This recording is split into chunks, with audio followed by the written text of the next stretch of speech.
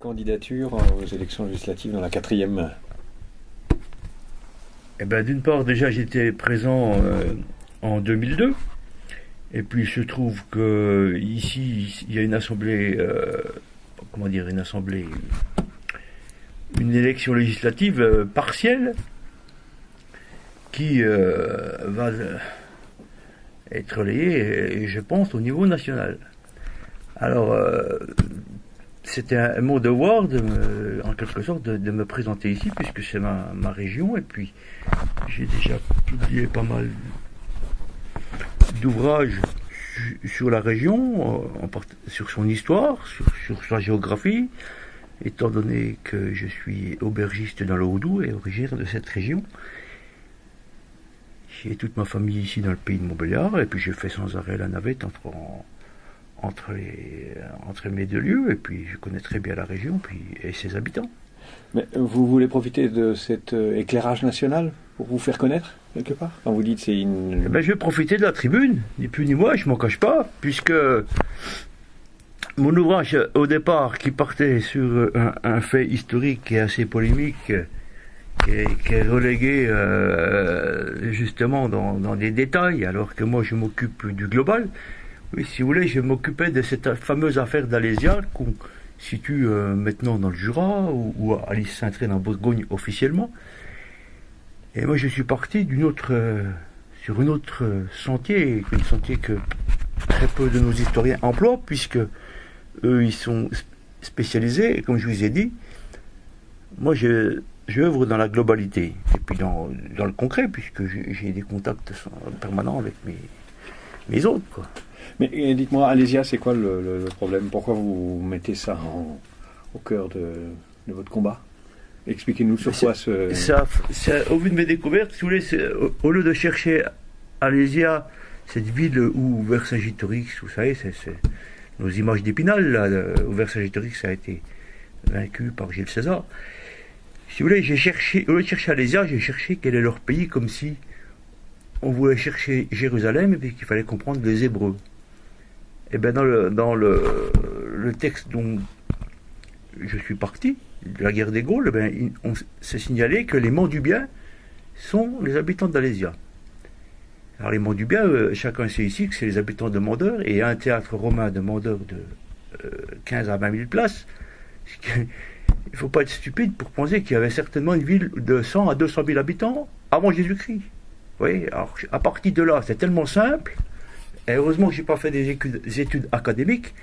Je vais répondre à votre question. Je vous vois venir, évidemment. C'est pas facile pour moi d'entrer dans l'agora, dans l'arène, si vous voulez, dans la place, en parlant d'histoire, alors que ici on veut du concret.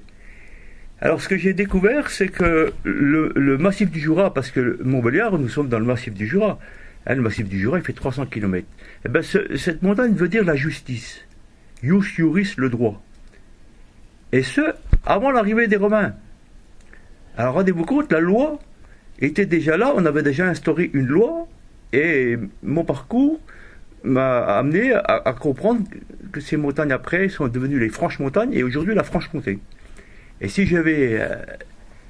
vous me confiez votre voix, c'est pour faire entendre justement la justice, parce que j'ai pas fait que d'écrire un roman historique. Mais c'est quoi la justice sur Alésia? C'est que Alésia a ses racines à Mandeur, c'est ça ce que vous voulez prouver? Oui, non seulement ça, mais je ne m'arrête pas là. Moi, je vais déjà bien au-delà, parce que je ne pars pas avec les historiens dans les petits détails. Pour moi, j'ai compris que le massif du Jura voulait dire la justice, et que le Jura était une terre sacrée. Si vous voulez, on avait déjà encensé à cette époque la justice.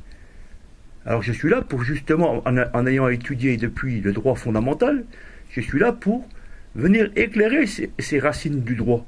Et à l'heure actuelle, on nous parle d'islam, on nous parle de christianisme, de judéo-christianisme, alors qu'il nous faudrait, pour nous fédérer, pour apporter la paix mondiale, il faudrait qu'on se concentre sur l'origine du droit.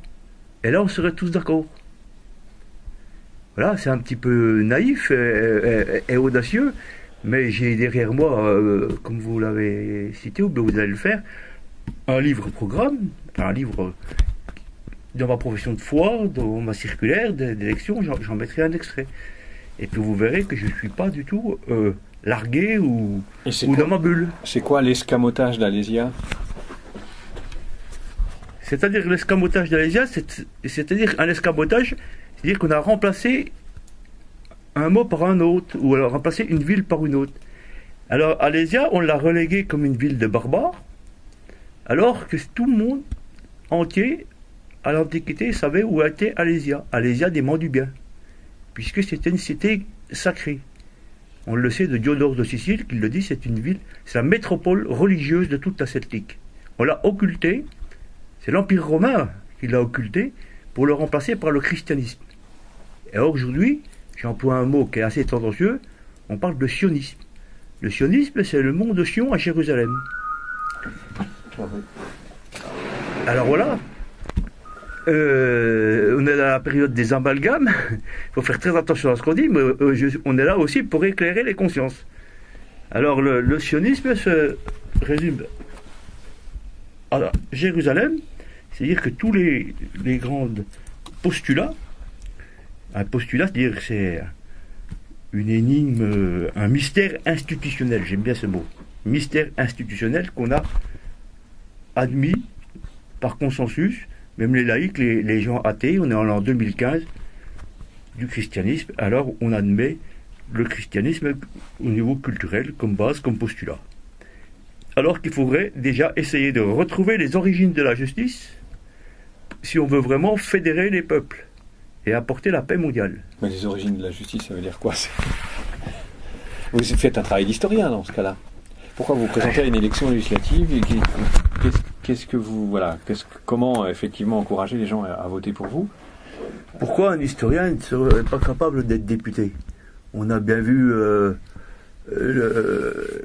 l'abbé Kir qui était en soutane.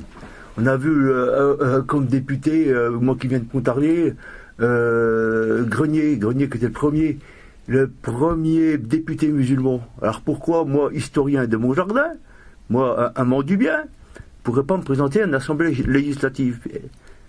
Et donc votre programme, c'est effectivement faire des recherches historiques et essayer de replacer Alésia?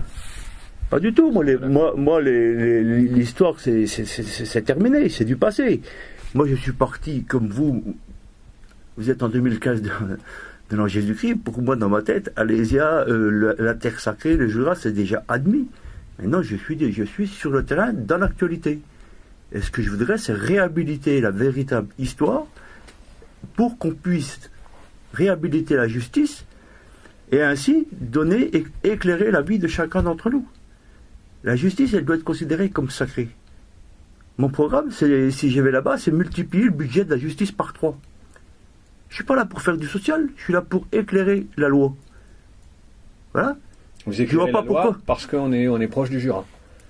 C'est ça le lien que vous avez avec la justice. Je veux éclairer l'origine du droit, le droit fondamental. Parce que lui, il n'est pas musulman, le droit. C'est pas la charia, c'est pas le Coran, c'est pas le Talmud. Il y a un droit originel que nous, les nouveaux historiens, ou les archéologues, même s'ils veulent collaborer, peuvent remettre en place.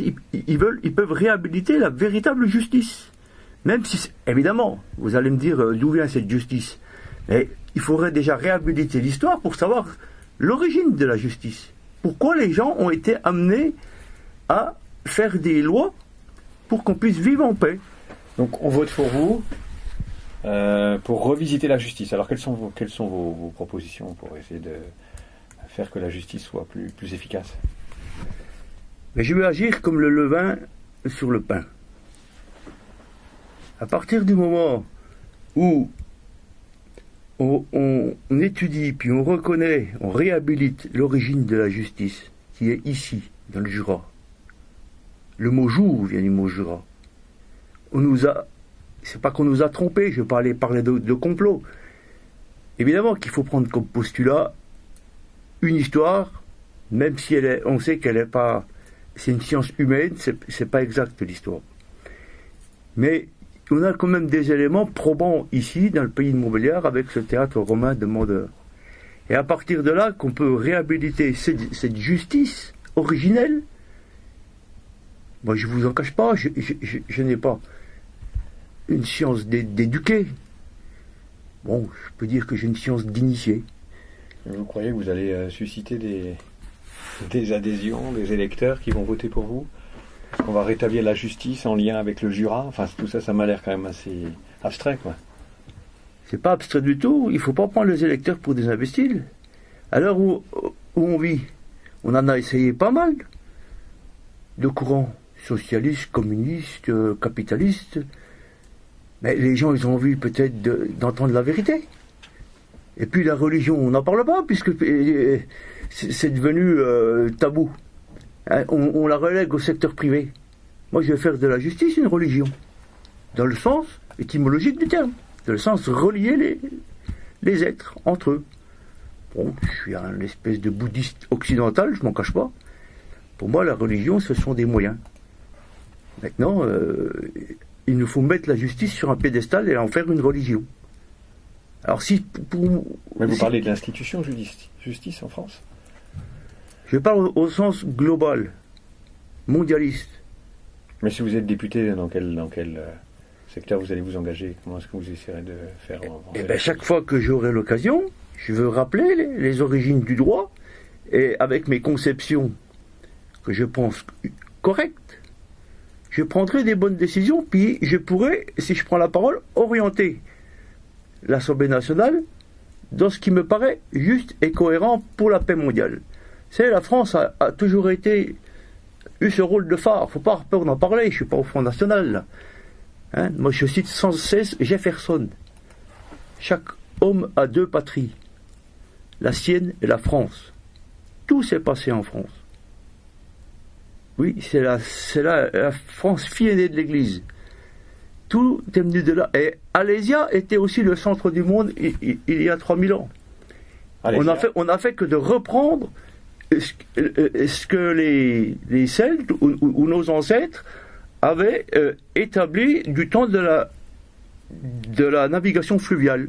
Ici, on est au carrefour des voies, entre Rhin, Rhône et Danube. On est au centre du monde des voies de communication. C'est quand on dit toutes les routes mènent à Rome. Mais avant, elles menaient toutes à Alésia.